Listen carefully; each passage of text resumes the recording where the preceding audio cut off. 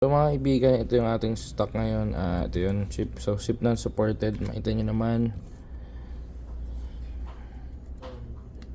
So ayan. So ito yung pinaka chip niyan mga kaibigan. So set aside natin siya dyan at magbukas tayo ng bago. Ayan. So para makita nyo yung talaga actual setup. Actual setup niyan ay ganito mga kaibigan. Hanapin nyo lang yung shape. So pag ganun lang yan, sa ilalim yung RS at ilalagay niyo yung SIM ang paganyan, then tsaka niyo itutupi at ilalagay.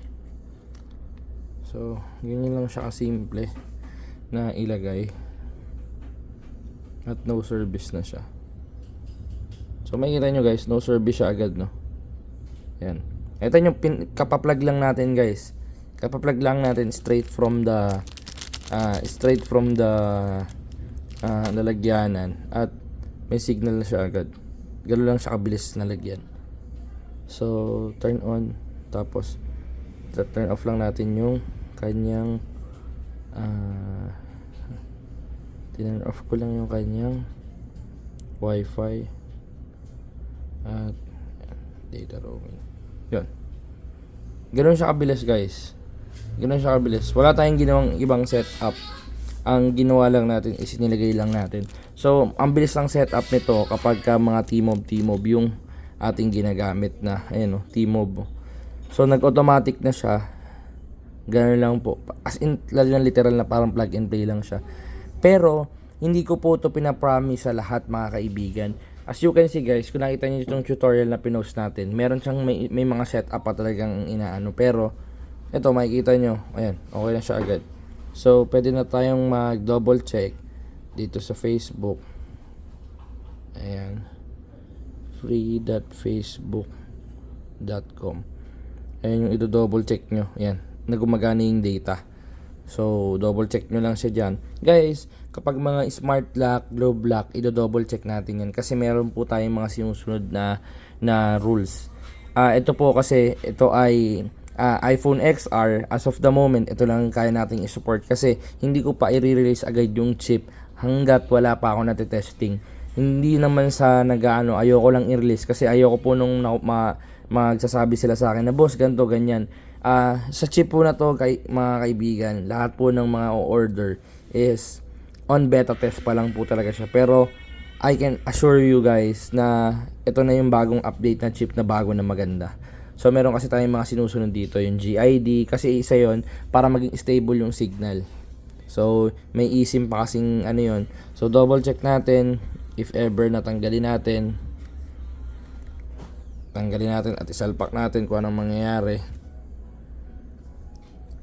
So tinanggal natin, sinalpak natin, nakabukas yung data natin. So yun, signal siya agad. Paano naman kung walang signal? Nandiyan ba yung pouch ko? Nakita mo niyo yung pouch, yung nawawala yung signal? Jay? Wala. Nasa kotse. O, check mo nga din dyan, Jay. So, yun, makita nyo, gano'n lang siya kasimple. Try natin i-restart. Papatayin natin yung device. Para ma-sure lang natin. Yan. Thank you very much, master ko.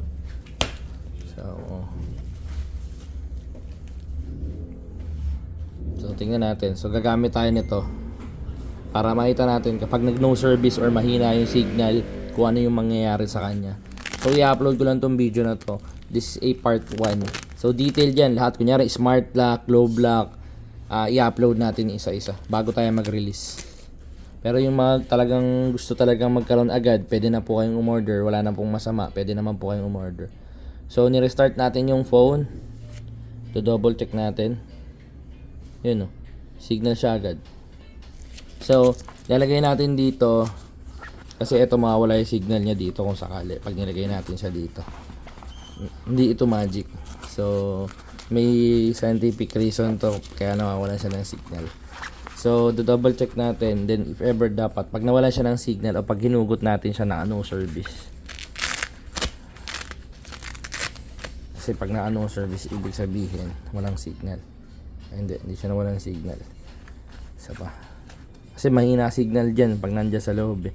Kasi ang magiging ano po kasi ng mga chip ngayon, mga GPP is yung data, yung signal. Ay, tama, nawalan siya ng signal kasi nag-connect siya sa wifi. Ulitin natin. Ayan o. Don't use. Ayan, nawalan siya ng signal. Isa pa. Ayan na. At alam ko nawalan ng signal to eh. Kasi mabilis lang.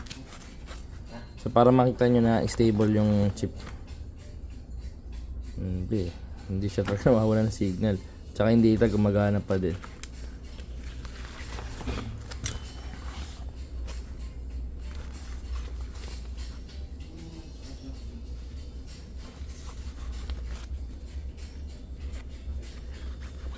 So kung T-Mobile yan, wala eh. Ayaw talaga. Pero okay na to mga kaibigan. Talagang stable. Ganun lang siya kabilis.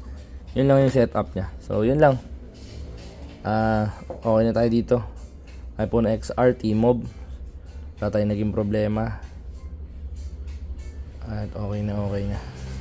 Data okay pa rin. Alright.